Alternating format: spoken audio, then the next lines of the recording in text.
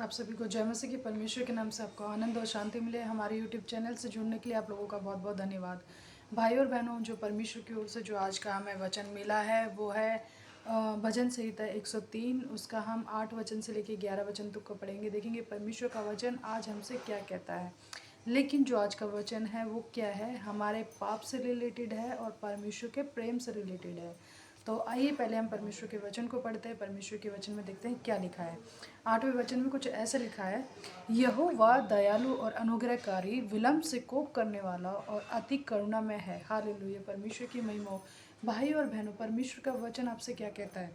परमेश्वर का वचन कहता है कि यहोवा कैसा है, दयालु, दया करने वाला, अनुग्रहकारी और करुणामय और अति करुणामय, यानी कि कितना नर्म उसका दिल है। किसका? यहोवा, परमेश्वर का, कि जो हमसे प्रेम करता है, कितना दयालु है वो परमेश्वर का। देखिए 9वें वचन में क्या लिखा है, वह सर्वदा वाद विवाद करता ना रहेगा और ना उसका क्रोध सदा के लिए भड़का रहेगा। हालेलुया, परमेश्वर की महिमा हो। ये वचन में देखिए भाई और बहनों क्या लिखा है कि परमेश्वर यानी कि यहोवा सर्वदा वाद विवाद करता नहीं रहेगा। जैसे हम क्या करते हैं, आज हमारे साथ कोई बुरा करे तो हम क्या करते हैं, उस बात को वाद विवाद करते रहते हैं, उस पर बात करते रहते हैं।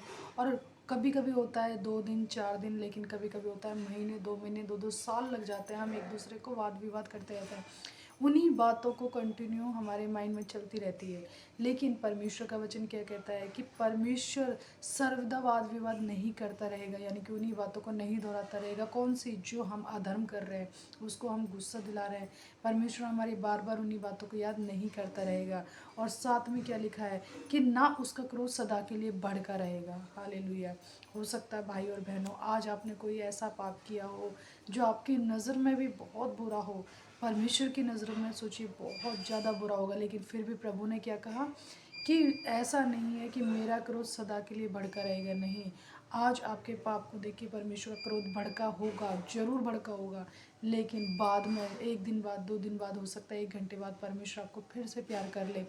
कि परमेश्वर क्या चाहता है कि अगर आपने पाप किया है तो आप उसे फिर से अंगीकार करें और उसे करना छोड़ दें। परमेश्वर का प्रेम आपके लिए इतना अद्भुत है, आप नहीं जानते हो भाई और बहनों। परमेश्वर का अनुग्रह अगर आपके जीवन पर होगा तो आप सारी मुसीबत से लड़ सकते हो। इसी तरीके से देखिए 10वें वचन में क्या लिखा है, उसने हमारे पापों के अनुसार हमसे व्यवहार नहीं किया और न हमारे अधर्म के कामों के अनुसार हमको बदला दिया। हालेलुया।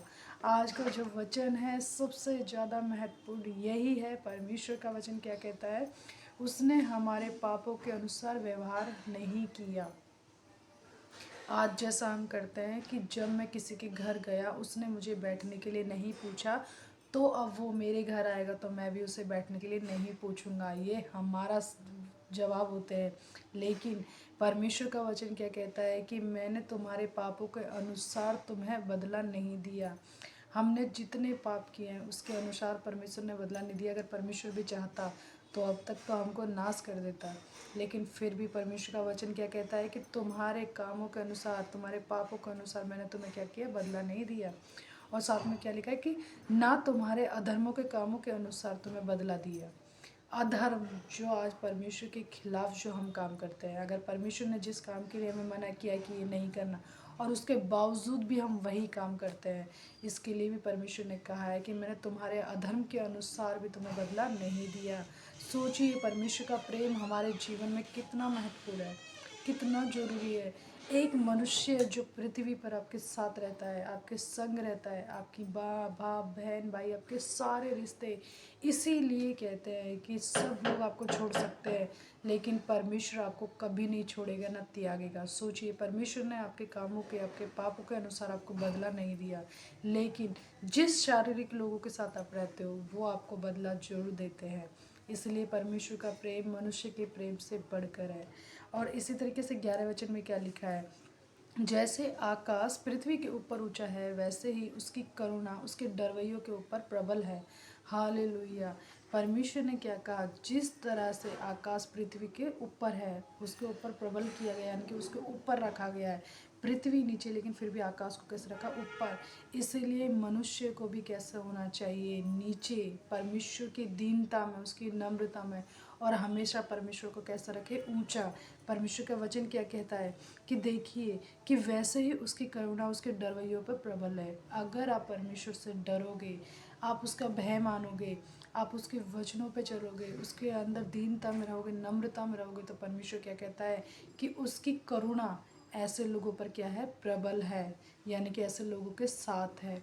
इसलिए भाई और बहनों, अपने जीवन को बदलिए, परमेश्वर को पहला महत्व दीजिए, ना कि मनुष्य को, क्योंकि मनुष्य आपके कर्मों के अनुसार आपको बदला देगा, जरूर देगा, लेकिन परमेश्वर ऐसा नहीं है, क्योंकि परमेश्वर की वाचा अटल है।